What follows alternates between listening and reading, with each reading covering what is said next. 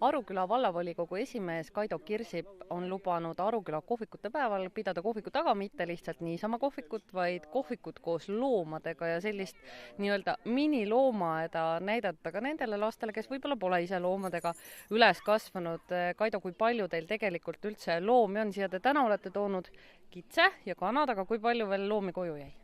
No 50 jäi koju ja üks peale. Te olete tegelikult ise lihaveise kasvataja. Tundub, et ega selliseid tõeliselt põllumehi nagu selles mõttes loomakasvatuse mõttes enam Eestis palju järel ei ole või tundub see ainult mulle kui linnainimesele niimoodi? No on ikka palju järel, aga eks Harjumaal on see pilt natuke teistsugune, et kuna ikkagi Tallinn ja sadam on lähedal, siis on ka tööjõudu raske leida ja palju maad läheb ka mitte põllumajanduskasutusse. Aga põllumehi on õnneks ka Harjumaal nii vilja- kui lihakasvatajaid. Kas teie olete ise põline Aruküla poiss või kolisite siia ja siis otsustasite, et vot nüüd hakkan põllumeheks, hakkan siin lihaveisid kasvatama hoopis ja tegelema põllutööga? Mina eluaeg olen elanud valla teises otsas ja siin Arukülas koolis käinud ja loomi on peetud meie peres juba päris ammu, et viimastel aastatel siis on lambakasvatusest saanud lihaveise kasvatus. Kas see tasub ära ka tänapäeval või on see pigem ikkagi niisugune, et tuleb vaevalt ots-otsaga kokku? See on nii ja naa, et mida tahta ja kui hästi midagi tahta teha, et seda küsitakse tihti, et kas see tasub ära, et kui ei peaks palju kallist tehnikat ostma, siis tasuks palju paremini ära, kui ei peaks paari aasta tagant kallist pulli ostma, tasuks jälle võib-olla rohkem ära, aga pikas perspektiivis jällegi ei ole see mõttekas ja nii ta on kogu aeg valikute küsimus. Mulle tundub, et Aruküla areneb väga jõudsalt nagu kõik need teised pisikesed vallad, mis siin Tallinna külje all on. Inimesed tahavad siia kolida, just rääkisime ühe noore perega, kes oli teile siia kolinud, et selles mõttes vallavolikogu juhile vist teeb see küll rõõmu, kui siin lapsed ringi jooksevad ja inimesed maju ostavad, krunte ostavad, nii edasi. Jah, see teeb rõõmu, et ühest küljest kui kolivad, on see alati rõõm, teisest küljest peame me vaatama, et oleks olemas ka kool ja lasteaiakoht. Me oleme teinud kogu aeg lasteaiakohti, neid on natukene kogu aeg puudu veel, et see on nii rõõm kui mure koos, aga mina olen rääkinud inimestega, kes on tulnud siia Kesk-Eestist ja neile meeldib siin, nad saavad hakkama ja nad loodavad, et tulevikus meil kõigil läheb paremini, et selles kohtas Raasiku vald on hea koht elamiseks. No suurem osa inimesi vist ikka käib Tallinnas tööl, et ega ei ole vist palju neid inimesi, kes nagu teie, ütleme, siia tulevad ja põllumeheks hakkavad, et enamusel on see ikka rohkem selline kodu, et siin elatakse ka Tallinnas, käiakse tööl. Kuidas see ühendus on? Kas kõik sõidavad oma autodega või on see rongiühendus ikka nii hea, et võib vallavolikogu esimees ka uhke ja rõõmus olla, et saab nii ühistranspordiga ka siia kohale? No ma arvan, et kui aasta pärast nagu Eesti Raudtee lubas, hakkab tunni aja tagant Raasikult, Arukülast ja Kullilt käima rong linna, et siis transpordiskeem muutub paljude jaoks ja me peame pigem vaatama suuremaid parklaid raudtee äärde.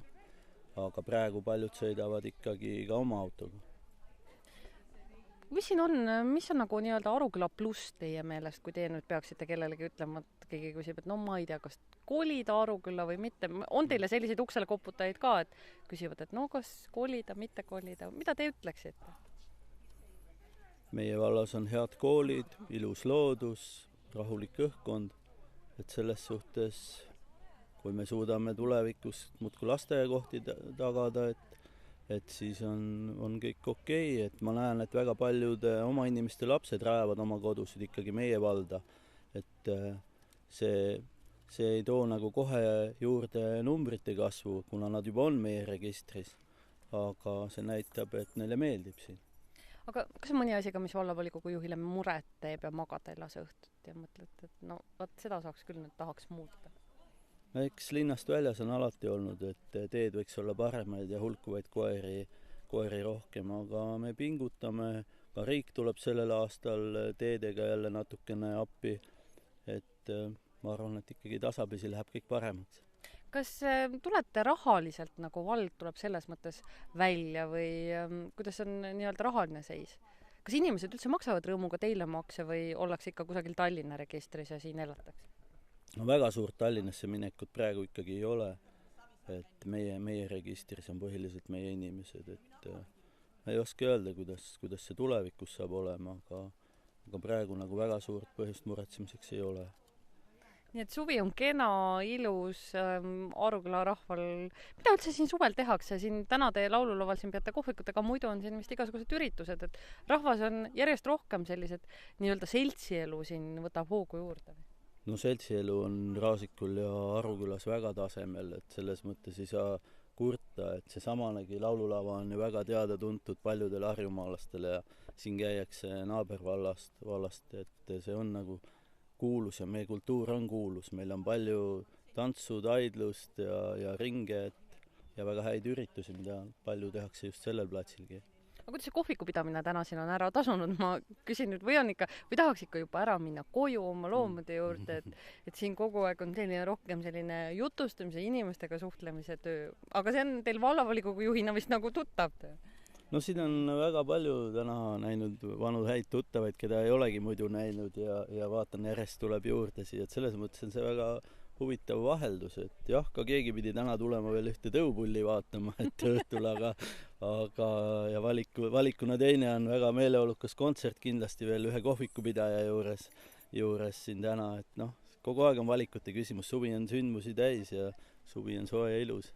Hein saab täna meil küll tehtud vist, et suur aitäh, Kaido, ja soovime teile siis mõnusat kohvikute päeva jätku. Aitäh teile ka kõige paremat.